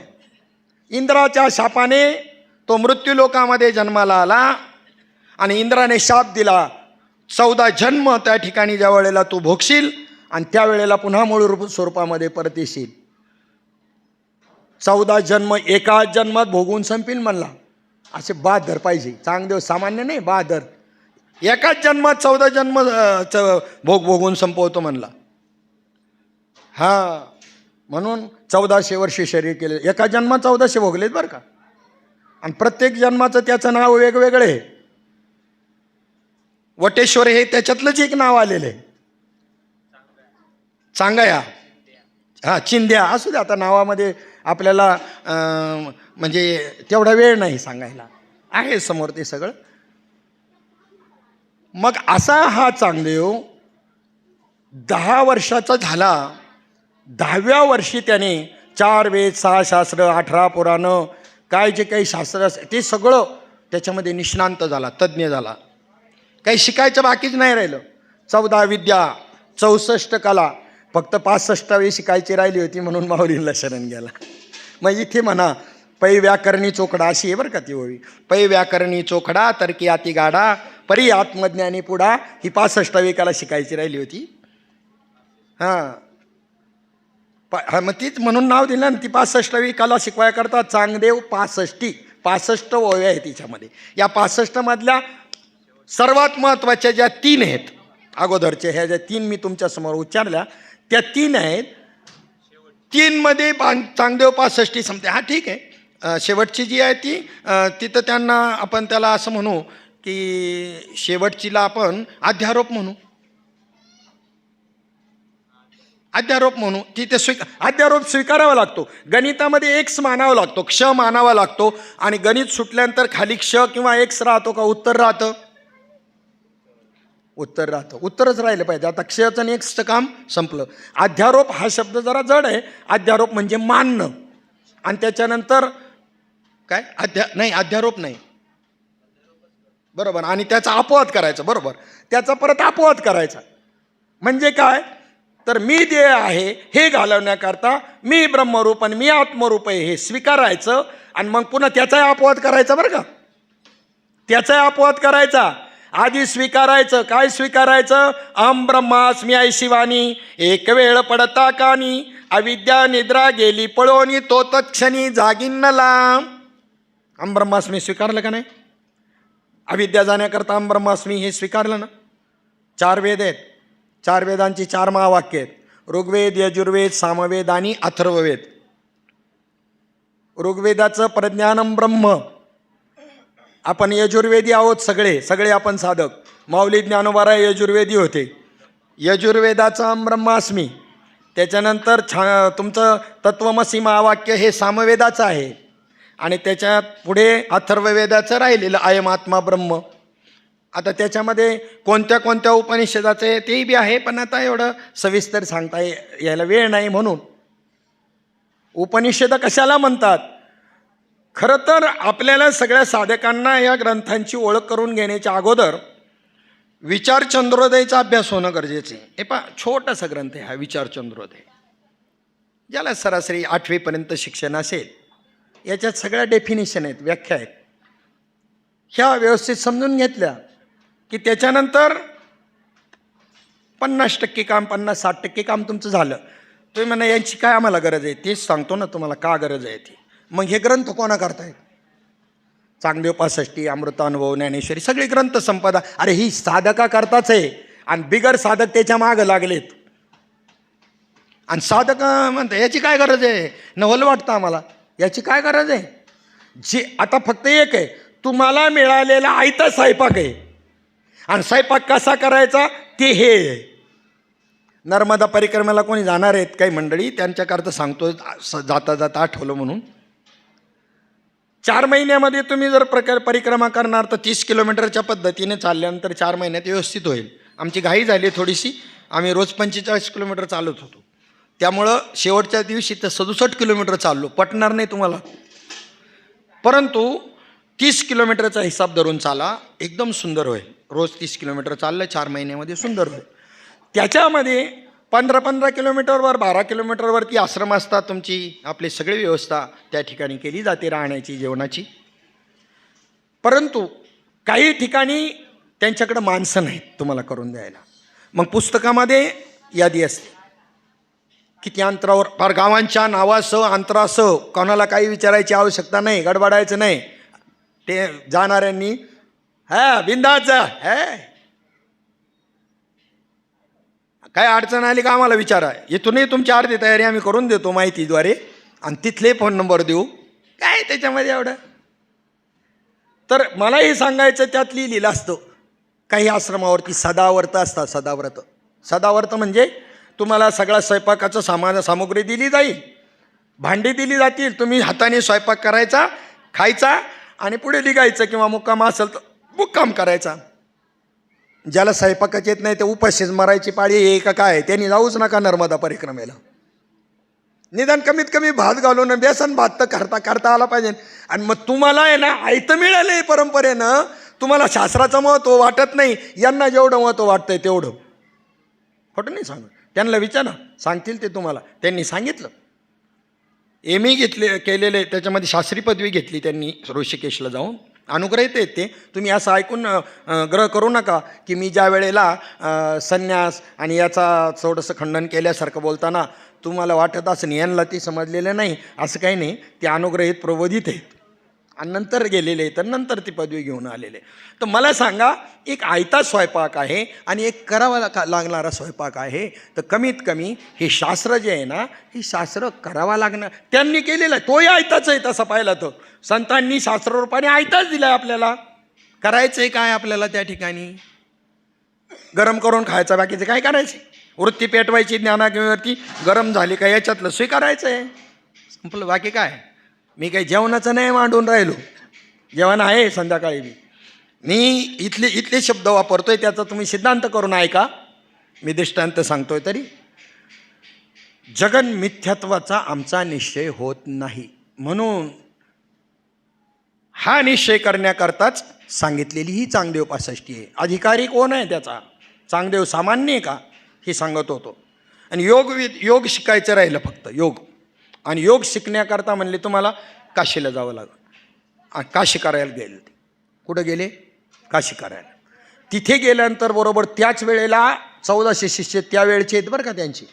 आणि 1400 शिष्यांसह तिथे गेल्यानंतर कुणीतरी त्यांना सांगितलं, ती पलीकडे डोंगर दिसतो, टेकडी दिसते, त्याच्यामध्ये एक आतमध्ये विवर आहेत, गुहा आहेत, आपल्या हाटकेश्वर डोंगरासारखा, आणि त्याच्यामध्ये तुम्हाला तो महात्मा बसलेला आहे, तिथं जावं लागल. या बाकीच्यांना सांगितलं तुम्ही थांबा, मी जातो, आणि 2 महिन्यामध्ये जर परत आलो नाही तर तुम्ही तुमच्या मार्गाने जिथे जायचं असेल तिकडे निघून जा, पण मला मात्र त्या ठिकाणी शिकायचंच आहे. किती शिकायची वृत्ती कशी आहे पहा. ब्रह्मज्ञान प्राप्त झालेल्याला शिकण्याची वृत्ती राहत नाही. तृप्त झाला तो कशाला काय शिकत बसन, आणि त्याचं काही चूक नाही ते, आणि कशाला शिकावं त्याने.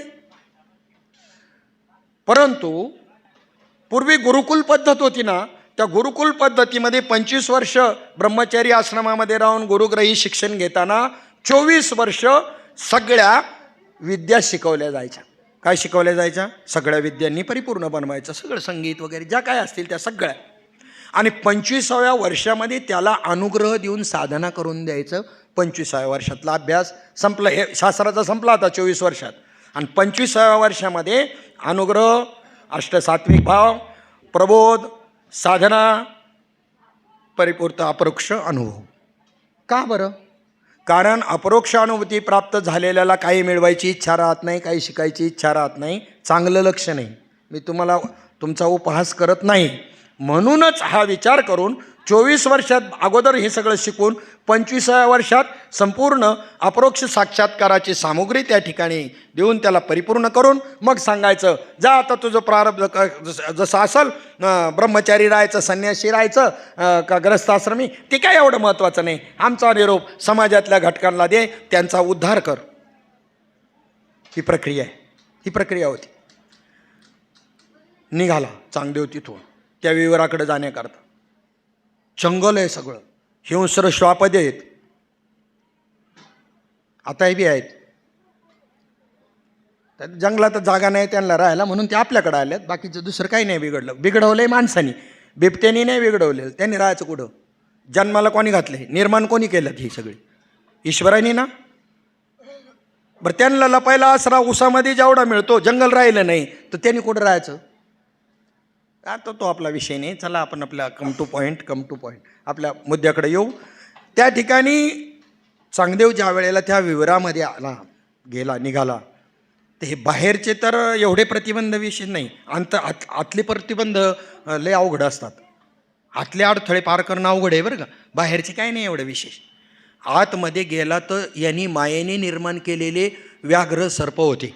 कोणी? त्या योग्यानी. डिस्टर्ब नको आपल्याला कोणचा म्हणून मायावी करून ठेवलेले होते.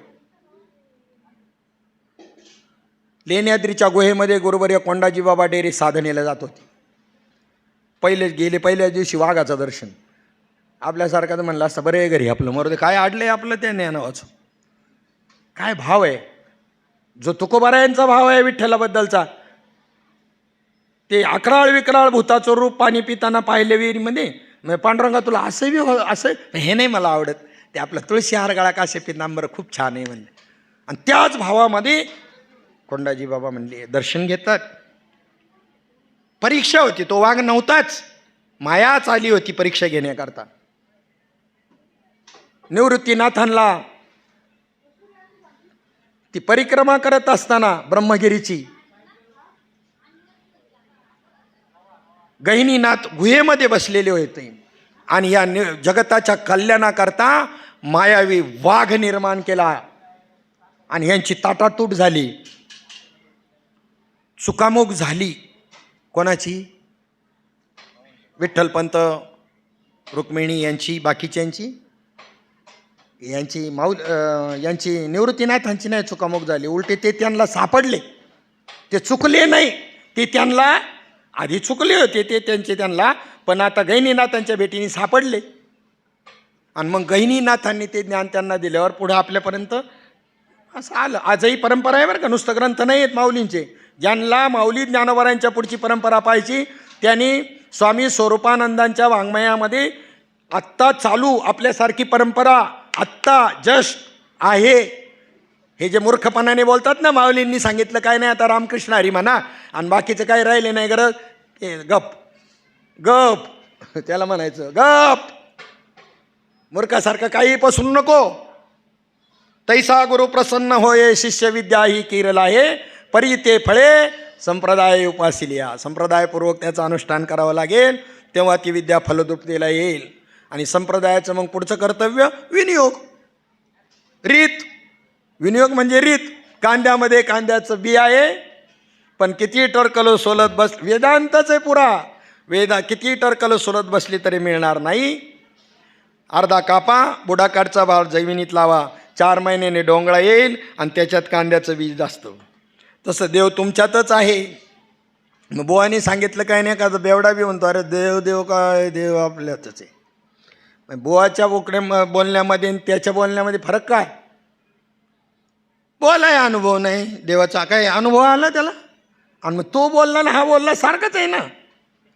अनुभव आले अंगा ते या जगात येत असे. त्या सगळ्यांचं आपल्या विद्येच्या बळावरती स्तंभन केलं चांगदेवानी. कोणाचं? ऐकताय ना सगळे? कुठे आहे तुम्ही? मला वाटतं नाही काशीत आहे ते, आता पारगावमध्ये नाही कोणी. एकाग्रतेने ऐकतात. चेहरा सांगतोय त्यांचा पहा. असंच व्हावं, शब्दाशी एकरूप व्हावं. शब्द पुढं काय मग सांगितलं? शब्दाच्या पुढे काय? अर्थ. अर्थाच्या पुढे काय? त्याचं ज्ञान. आणि ज्ञानाच्या पुढचं सांगायचं राहिलं स्वरूप. ज्ञानसुद्धा स्वरूपमय व्हावं. ज्ञानसुद्धा शिल्लक राहू नये. शब्द तर जाऊ द्या, शब्दना अर्थ तर जाऊ द्या, पण ज्ञानसुद्धा, कारण वृत्तीत आलं ना ते. म्हणून वृत्ती राहते का? तुका म्हणे गंगा सागर संगमी. मग तुम्हाला काही कळतं का? फक्त आनंद कळतो. नंतर आनंद झालेला कळतो ना, अवस्थेच्या नंतर आनंद कळतो ना. बाकी काय झालं कळत नाही. स्वरूपाला तुम्हाला दिलेलं ज्ञान स्वरूपाला जाऊन मिळालं, वृत्तीरूपाने शिल्लक नाही राहिलं. हा अनुभव असा अनुभव एक रूप होऊन जाऊ, त्याच्याशी एक होऊन जाऊ. लवण मेळविता जळे. आता हे उदाहरण परफेक्ट नाही, कारण क्षारता राहते ना शिल्लक त्या पाण्यामध्ये.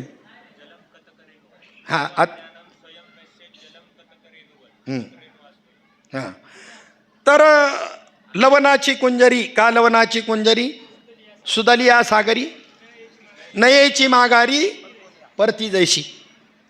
3 हत्तीनी चौपाटीवर, गिरगाव चौपाटीवर फिरायला निघाल्या. मिठाच्या होत्या. तुम्ही म्हणला काहीतरी सांगा, त्या मिठाच्या हत्तीनी कशा असतील? होत्या मिठाच्या हत्तीनी होत्या आणि त्याच्यामध्ये नाथपंथाच्या माणसाने संजीवनी विद्येने जिवंत केल्या. म्हणजे आवळ मिठाचे असले तरी प्राण त्याच्यामध्ये टाकला, मग मिठाच्या हत्तीन चालू शकत नाही का? चालू शकते. संजीवनी विद्येने जिवंत केलं.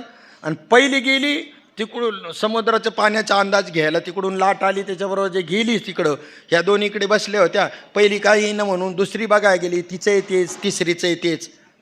स्वरूपाकार वृत्ती झाल्यानंतर काही शिल्लक राहत नाही.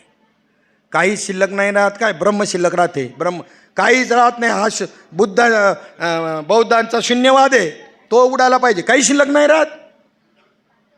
घरामध्ये बाहेरून एकाने असे दरवाजा वाजवला, कोण आहे का घरात? घरातला म्हणतोय घरात कोणीच नाही. ऐकताय का? घरातला काय म्हणतोय? घरात. आणि मग बोलतोय कोण? असा शून्यवाद आहे बुद्धूंचा.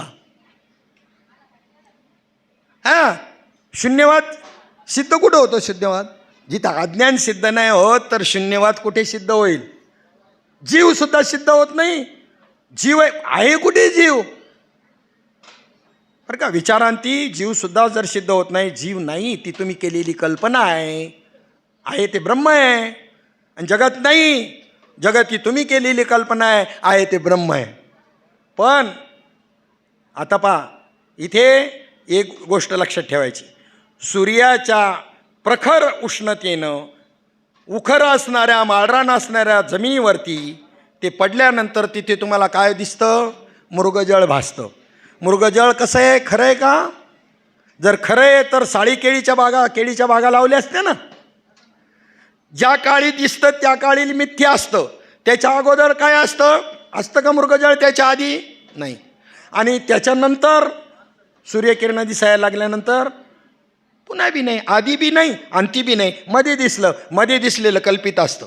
तिन्ही कालामध्ये जे आहे त्रिकाला बाधित ते सत्य असतं. आणि त्रिकाला बाधित केवळ परमात्मा आहे. आणि असा जो बाधित आहे एका कालामध्ये सुद्धा ती माया आहे. तुम्हाला मायेमुळे जगत दिसत आहे. मायासुद्धा कल्पित आहे. मायासुद्धा काय नाही? मायासुद्धा वास्तव नाही. स्वप्न पडलं तुम्हाला, आणि स्वप्नामध्ये आनंदाश्रमातला वैष्णव मेळावा तुमच्या स्वप्नात आला. जसं तसा बरं माईक सगळं सिस्टीम सगळं ते तिथे जे आहे ते सगळं जसेच्या तसं तुमच्या स्वप्नामध्ये आलं. हे कोण बनलं? बाहेरच्या वस्तू आत कधीच येत नाहीत. ध्यानात ठेवा. हे स्मृती प्रत्यक्ष येते. स्मृतीतून आलेलं आहे. काय मन आहे बघा तिथे बाहेरची. कारण मगाशी सुरेश महाराजांनी उदाहरण सांगितलं कीर्तनामधून. झोपला स्वप्न पडलं आणि तहान लागली, व्याकुळ झालंय पार, आणि उशाला माठ भरून ठेवलेला आहे पाण्याचा. चालतं का पाणी? ते पाणी चालतं? स्वप्नातल्या पुरुषाला ते उशाला ठेवलेलं जागृतीतलं पाणी चालल? थोडा अंदाज करा ना, थोडं तर्क करा ना. चालल? स्वप्न खरं का खोटं? पा स्वप्न स्वप्नात खरं, जागृतीत खरी, सुषुप्तीत खरी, पण दुसऱ्या अवस्थेत परिवर्तन झाल्यानंतर मग मिथ्या. मग स्वप्न मिथ्या आहे याच्याकरता बोधाची काही गरज नाही. बिनबोधाची माणसं जी येतात बिन संप्रदायाची त्यांनाही माहिती आहे स्वप्न. एक म्हणला पहाट पडलेली खरी असतात. अरे म्हणलं दिवसा पडलेली खरी नाही तर तुझं पहाटचं काय घेऊन राहिला? काही बी बोलत आहेत आपली. त्याचा परिणाम काय होईल, केवढा अज्ञान पसरेल याचा विचार बी नाही करते, जाणकार नाही करते. तर सामान्य व्यवहारी माणसांचं काय चुकलं? पहाटाची स्वप्न खरी असतात काय? मला तर पहाटचं स्वप्न पडलं होतं. 5 कोटीची लॉटरी लागली होती. गेलो PH जैनवाल्याकडं, म्हणलं उजाळलं भाग्य आपल्याला, द्या म्हणलं लवकर. तर म्हणले कुठं तुमचं तिकीट? म्हणलं स्वप्न पडलं होतं. म्हणले स्वप्नातल्या PH जैनवाल्यांना भेटा, आम्ही जागृतीतले आहोत. आम्ही जागृतीतले आहोत. म्हणजे जागृतीतल्या वस्तू स्वप्नामध्ये नाही आहेत. तुम्हाला वाटतं रोज आम्ही हे पाहतो म्हणून ते स्वप्नात येतं, अजिबात नाही. ते स्मृती प्रत्यक्ष असतं, प्रत्यक्षात येत नाही. स्वप्न कसं आहे? स्वप्न मिथ्या ठरवायला काही बोधाची गरज आहे? नाही. पण जागृती मिथ्या ठरवायला बोधाची गरज आहे. जागृती सत्य मानलेली आहे तुम्ही, ती मिथ्या ठरवायची आहे. ब्रह्म सत्यम जगन मिथ्या. आणि हेच सांगण्याकरता चांगदेव 65 आहे. जागृती आहे नाही. आता त्यात बी प्रकार आहेत. जागृती, स्वप्न, सुषुप्ती हे 3च नाहीत त्या अवस्था. जागृती, स्वप्न, सुषुप्तीच्या 9 अवस्था आहे. जागृती जागृती स्वप्न, जागृती सुषुप्ती, स्वप्न जागृती स्वप्न स्वप्न स्वप्न सुषुप्ती, त्याच्यानंतर सुषुप्ती जागृती सुषुप्ती स्वप्न आणि सुषुप्ती सुषुप्ती. आणि तुकाराम महाराजांना जो उपदेश दिलेला आहे तो स्वप्न जागृतीमध्ये दिलेला आहे. स्वप्नात नाही, स्वप्न जागृतीत. म्हणजे काय? प्रत्यक्ष चरित्र चैतन्य विजय पाहिला तर समाधीतून दिला येऊन. बाबाजी चैतन्य समाधीत आहेत. नवे त्यानंतरही चरित्रात सांगितलंय का त्यांच्या नातवाला शिक्षणाला पैसे नाही आणि नातू तिथे जाऊन श्रीमद भागवत वाचायचा आणि समाधीतून प्रगटून रोज त्यांना एक होन त्या ठिकाणी सोन्याचा होन मिळायचा. मग त्यांना भेटू शकतात, त्यांच्या नातवाला तुकाराम महाराजांना भेटू शकतात. तुम्हाला भेटायचे नाही? काल काशी करा एवढ्या लांब जाता? लांब नाही, 15 किलोमीटर आहे ओतूर. फक्त काशी करायच्या ऐवजी निश्चय करा आणि बसा. नाही भेटलं तर बोला. मग आता त्यांना जो जागृती मिथ्या समजायची, आपल्याला स्वप्न मिथ्या आहे तसं जागृती काय करायची, म्हणजे इथून तिथून जे आहे हे परब्रह्मच नटलेलं आहे हे समजायचं आहे. जगत नाही, त्याला तुम्ही नाव दिले जगत. जगत ही तुमची कल्पना आहे. तुम्ही झोपता, गाढ झोपेमध्ये जगत कुठं असतं? गेलं कुठे जगत? आता स्वप्नही नाही, अशी गाढ झोप तुम्हाला लागली, कुठेही जगत? अज्ञानातली नाही ती. आणि त्या जागृती आणि स्वप्न या दोन्ही अवस्थाला कारणीभूत जर कोणती स्थिती असेल तर ती सुषुप्ती आहे. गाढ झोपलंय बरी वाटती, पण तिच्यातच बीज आहे. घन अज्ञान सुषुप्ती हा बीजांकुर भाव म्हणती. या दोन्ही स्थितींचा बीजांकुर भाव त्या सुषुप्तीत आहे. 6 तास झाला तर त्याची झोपच उडाली पाहिजे. अर्धा तास झोपला तरी 8 तासाच्या झोपेइतका आराम घेण्याची त्याला वृत्ती तयार झाली पाहिजे. नाही, रात्रभर जरी त्या ठिकाणी जागला सत्संग करताना तरी त्याच्या जीवनरेषेवर कोणताही प्रकारची चिन्ह उमटली नाही पाहिजेत. याचं नाव साधक आहे. असू द्या, प्राथमिकमध्ये असाल कदाचित तरी बी काय हरकत नाही. प्राथमिकमध्ये असाल तरी बी काही हरकत नाही, पण प्रगतीच्या पथावरती जा एवढाच संदेश द्यायचा आहे. हां, सहज होतं ते, सहज होतं. काही नाही, सायास नाही, काय नाही. महात्म्यांची वाक्य पहा, पोट भरणं अवघड आहे पण देव भेटणं सोपं आहे. खरंच सगळ्यांचं स्तंभन करून चांगदेव आहे ना. कुठे आपण? चांगदेव चाललंय ना, चांगदेवाचं चरित्र चाललंय ना. वाघाचं सर्पांचं स्तंभन करून जागच्या जागेवर थांबवलं. त्यांचा भाव वैरत्वाचा तो निर्माणच नाही होऊन दिला. विद्या आहेत त्या, अवघड काय नाही आहे विद्या. तुम्हाला सांगतो तुमच्या अनुभवातली. तुमच्याकडं पांढरा निघाला घरामध्ये, लगेच फोन केला, माहिती होतं त्यांनी सर्पमित्राला. सर्पमित्र आला. तुमच्या आपल्यासारखा माणूसच आहे ना सर्पमित्र. तुमचा सैरसंबंधातला आहे असन कोणी कदाचित. काही म्हणतात त्यांना मंत्रतंत्र येत असन. यांनी जसं स्तंभन केलं ना यांचं सापाचं वाघाचं, तसं काही नाही. त्यांनी चांगदेवासारखं स्तंभन नाही शिकलेले हे सर्पमित्र. हां, अभ्यासाचे निबळे एकी गती केली अंतराळे, व्याघ्र सर्प प्रांजळे एके केली, विषके आहारी पडे समुद्री पायवाट जोडे, एकी वाग्ब्रह्म थोकडे अभ्यासे केले. म्हणून अभ्यासाशी काही सर्वता दुष्कर नाही, या कारणे माझे ठाई अभ्यासे मिळ. अभ्यासेप्य समर्थोसी मत्कर्म परमो भव, मदर्थमपि कर्माणी करुवन सिद्धी वापससी. थोडीशी झलक मारली त्यांना कळावं म्हणून, माझं पाठ आहे म्हणून. असं काय नाही. हां, काय आहे बरं, असू द्या. चला, आपण म्हणतो कसं बहुत केले पाठांतरण वर्म राहिले सुजोर. ज्यांनी वर्म नाही समजलं त्याला म्हणा जोड्याने आणा, पण ज्याला वर्म समजले त्यांनी पाठ करायला काय हरकत आहे? मी ह्या मताचा आहे. कोणत्या? ज्याने वर्म समजून घेतलं त्यांनी पाठ करायला काय करतो काय? हा, त्यांनी पाठ करायला काय हरकत आहे? त्याचं ठीक आहे, त्याला आपण वर्म माहीत नाही त्याला बोलू, ते प्रमाण त्याच्याकरता आहे काय?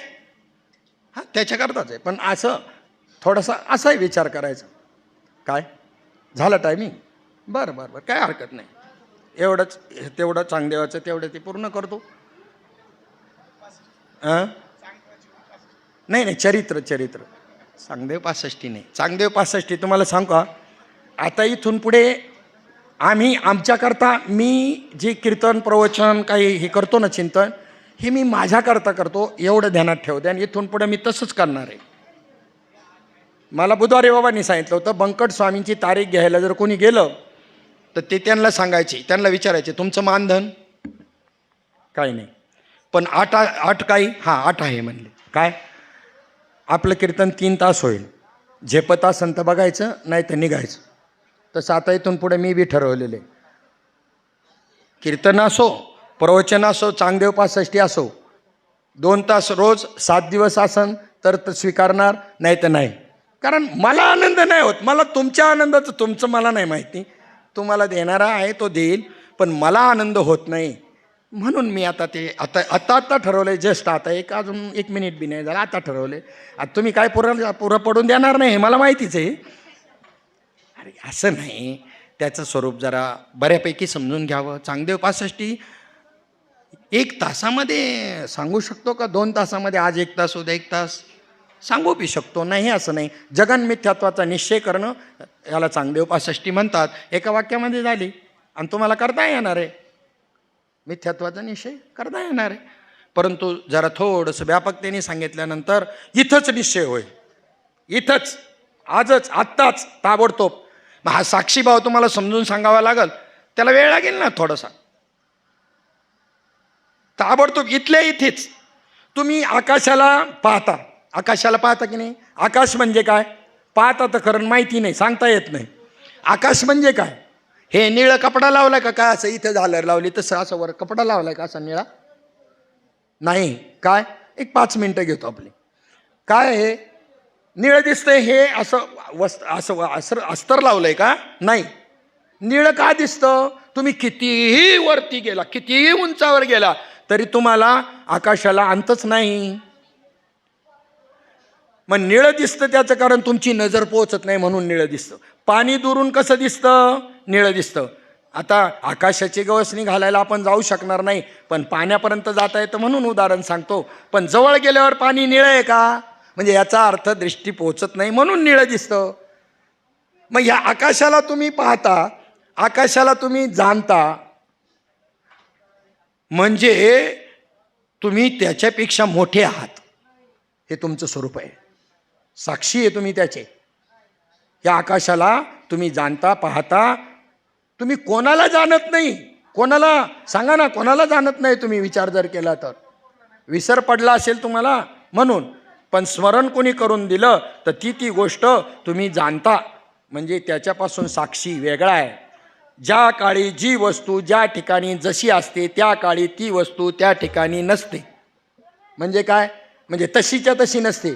किती बदल आहे तिच्यामध्ये, किती गतीने बदल आहे माहिती का तुम्हाला? किती गतीने आहे माहिती का? सायन्स सांगतं, हा जो आता पेशींचा वरचा थर आहे, हा त्वचेचा 1 सेकंदाच्या 1 केसाचं एक टोक आहे आणि त्याच्यावरचा 99.99 पॉईंट एवढे त्याच्यातला बारकावा. आता तो केवढासा झाला पहा, आहे की नाही?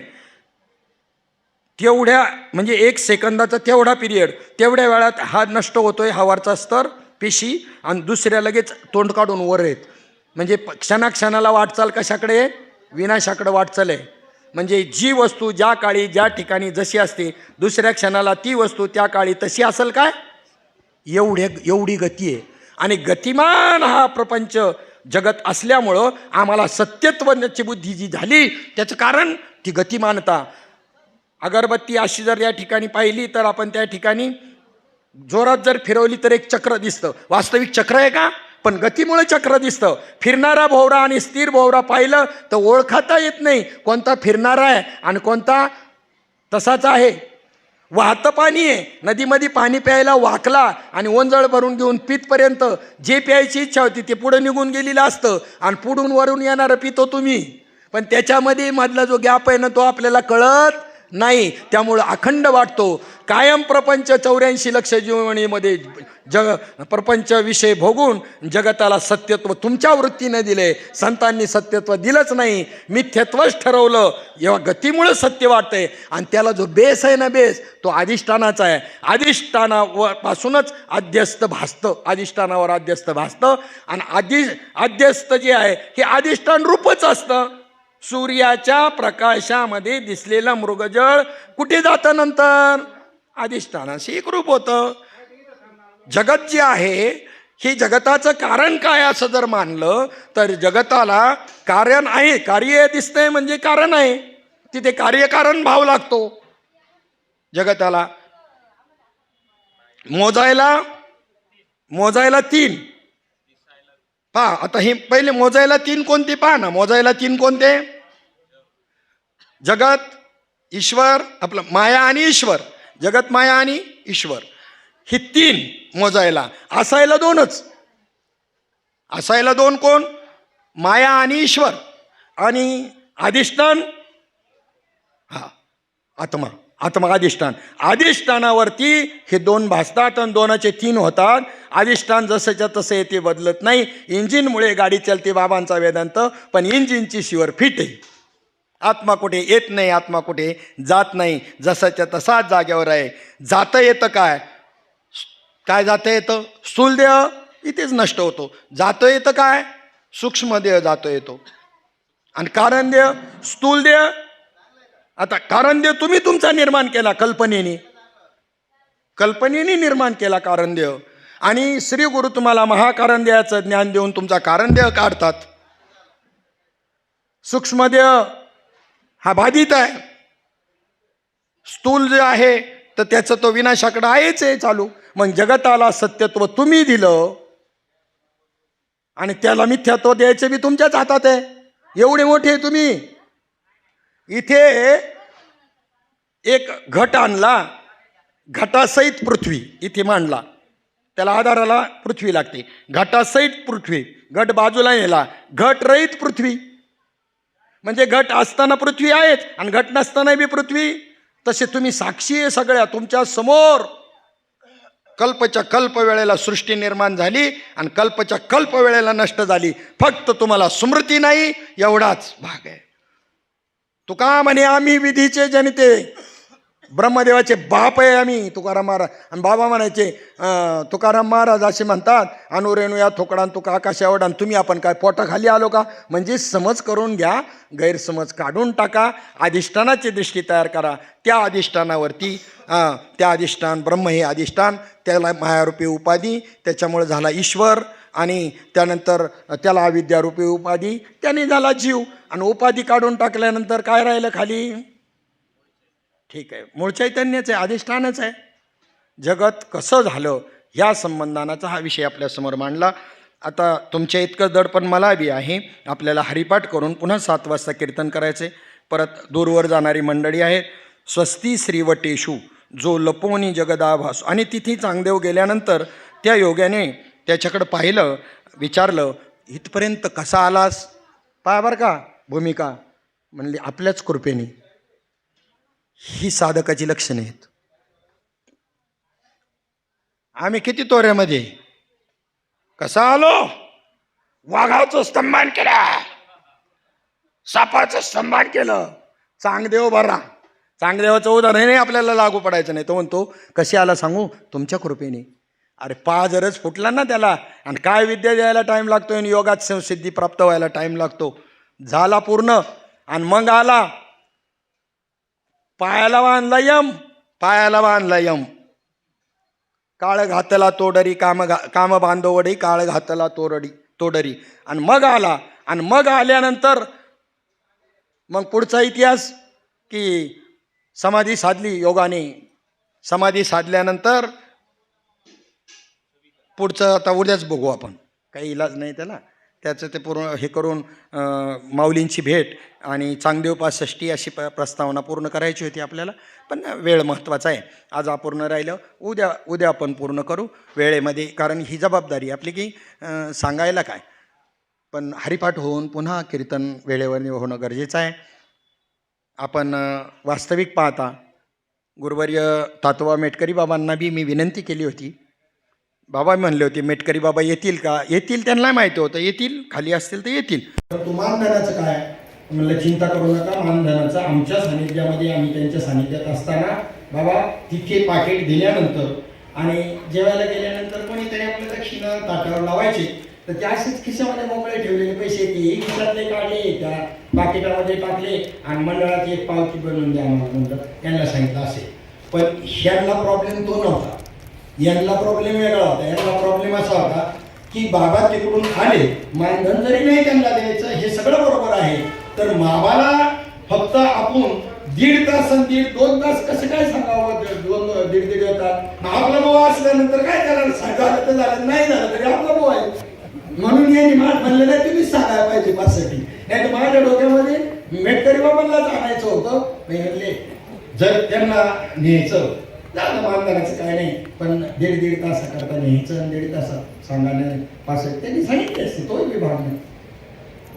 आता बाबांना आपले सांगितल्यानंतर काय आज नाही झाले तरी चालेल, 1 तास नाही अर्धा तासच करा, आपला बाबा आहे, काय हरकत नाही. मी तुम्हाला आपलंच मानतो आणि मला काय त्याच्यामध्ये हे नाही का बाबा मग कसं काय नाही झालं, अजून एवढं व्हायला पाहिजे होतं. बरं पुन्हा अजून चालू पाहिजे अशी केली 4 ते 6 2 तास आणि बरं 4 तास बऱ्यापैकी येईल सांगता म्हणून आज त्याला 2 तास उद्या 2 तास आणि हँडलमध्ये टाकताना 4.5 ते 6 टाकले. सचिन महाराज सगळे जे हरकत नाही. चल पुन्हा श्री ज्ञानदेव तुकार